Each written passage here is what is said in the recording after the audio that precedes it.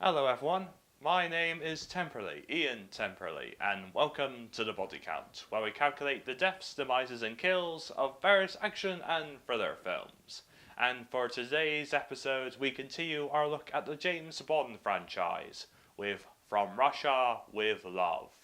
While Dr. No got the foot in the door, it was really this film that took the franchise to the next level in terms of international success. After JFK listed it as one of his 10 favourite books of all time, From Russia with Love was the perfect choice as a follow-up for producers Albert Broccoli and Harry Saltzman, plus returning director Terence Young. The result was a fast-paced thriller with a sharp script, more memorable baddies and stimulating scenes of action. Anyway, let's count some bodies. The film opens with Bond sneaking round a garden at night while being stalked by a blonde-haired Robert Shaw.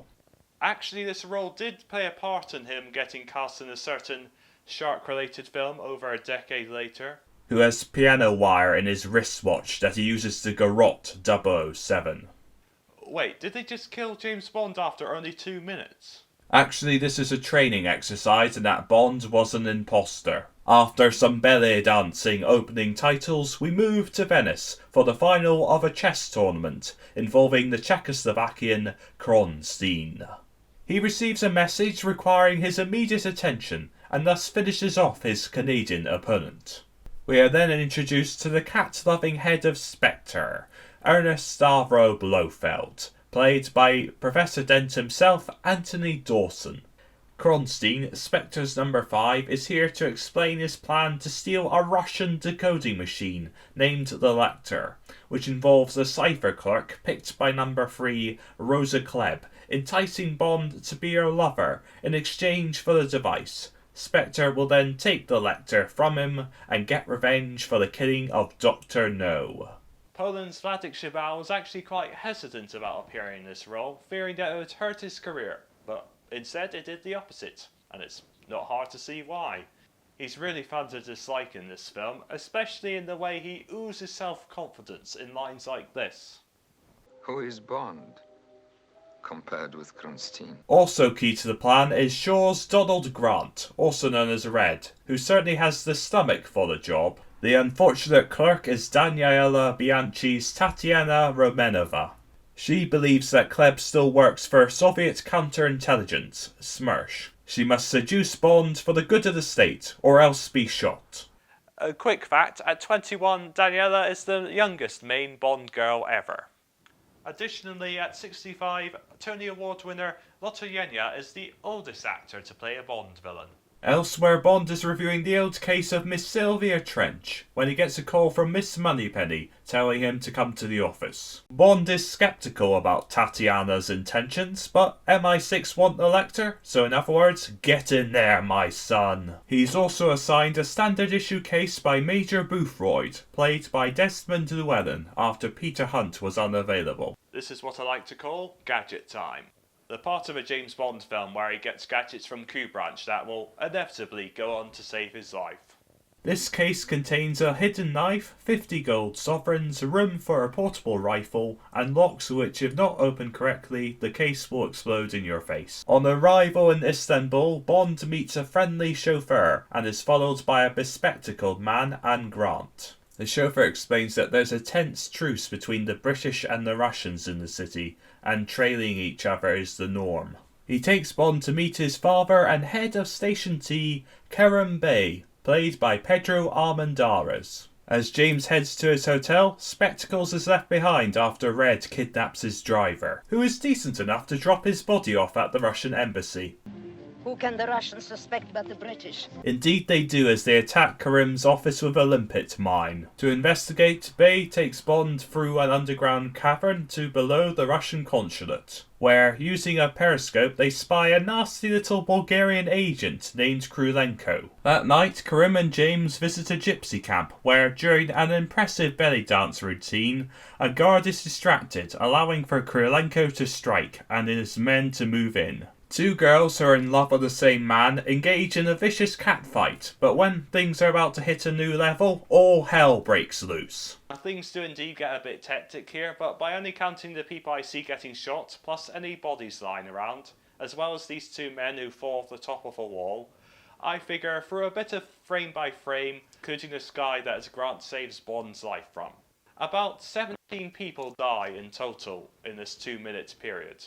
More than the entirety of Dr. No. Looking to get him off their backs, KB go to Krylenko's hideout, where two of Bay's sons, who are policemen, flush him out, providing an opportunity for Karim to shoot the Bulgarian nuisance with Bond's sniper rifle. James returns to his hotel room, where he discovers a naked Tatiana in his bed, where of course they get better acquainted with each other. Unaware they have a peeping audience, the following day Romanova drops off some blueprints, which our bespectacled friend tries to intercept, only to be interrupted and eliminated by Grant. M gives the go-ahead, so they break into the embassy, retrieve the Lecter, escape through the underground, and run to the train station.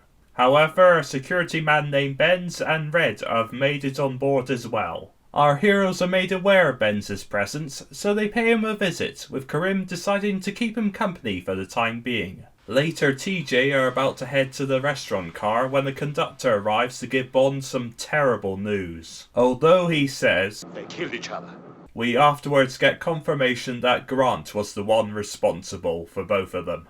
Unfortunately, Armandaris was suffering through cancer at the time, and was in great pain throughout a lot of this film's shoot, which he took on so as to provide some financial security for his family after his passing. Sadly, soon after this film's production ended, he took his own life. Rest in peace, Pedro, you bowed out on a high. A pissed-off 007 confronts Tatiana, who denies knowing that Bay was going to be killed, and proclaims that she now sincerely loves him. In Beograd, Bond informs another of Bay's sons of his passing and that he wants M to send a man from Station Y to meet him in Zagreb. But it seems Donald overheard them, so when they arrive in Zagreb, he passes himself off as Bond to the Station Y man, Captain Nash. Grant takes Nash to the toilet, where he presumably kills him off screen, before assuming his identity. He drugs Tatiana and knocks out Bond, before disarming him. Jimmy wakes up, allowing Grant to lay out the sting, how Bond and the girl were being used to steal the Lecter for Spectre, while he acted as a guardian angel until the time was right to dispose of them both. Then, using the tape and a forged blackmail letter, the whole affair would be covered up to look like a murder-suicide sex scandal. Done for, James tries to buy one last cigarette using his sovereigns, but Red needs a bigger amount, so he opens Nash's case incorrectly, providing Bond with the opening. They tussle in a superbly choreographed and brutal brawl for its time, with the villain gaining the upper hand, but fortunately 007 uses his knife to turn the tables on him. Ready or not, that's the end for Donald Grant. Bond hijacks Grant's getaway truck and dumps his still drugged up lady in the back. In the morning, though, they're spotted by a Spectre copter, who decides to have a bit of target practice with them, using grenades. Bond gets the cover, though, and fires off a nice shot that blows this Vulture squadron right out of the sky. They then commandeer a powerboat, chuck the truck driver out, and head on to Venice. Blofeld is not happy with how events have turned out, so he calls in his man Morenzi and his deadly shoe. Just when it looks like Kleb will pay the price for failure, they pull a swerve and take out Kronstein instead. I believe we call that checkmate number 5. Our heroes also run into Morenzi, who has a few friends with him. Their firepower punches holes in the drums of petrol, so Bond has the clever idea to unload them into the water. He pulls out a flare gun and shoots, blowing them up. Now, although we only see Morenzi on fire, I'm going to put all 11 of his friends on the count as well, because I can't imagine any of them surviving that inferno. Although that's not the last we'll see of Walter Gottel. We return to Venice with a happy ending in sight, only for Rosa to show up and spoil the party. Just when Bond has seemingly tempted fate for the last time, Tatiana interferes. Then Kleb resorts to plan Stabby, but instead our girl puts a bullet in this Russian witch. Horrible, woman. Yes, she's had her kicks. TJ get to snogging as James disposes of the tape in the canal, and the film ends with the promise that Bonds will return in Goldfinger. So, how many kings, pawns, knights and queens were sacrificed as a result of Kronstein's master plan? Let's head over to the breakdown. In total, 42 people died in From Russia with Love, a record number so far for this show. And with a runtime of 110 minutes means that there was a death on average every 2.62 minutes. I'm going to give the Magnum Bullet Award to Red Grant, because it was a great note to end that terrific fight on, and Shaw sells it very well. For the Damp Squid, it's going to get boring if I award it to some random guy getting shot or their body lying on the ground, so it'll go to Mr. Spectacles, because his death was the least important to the narrative.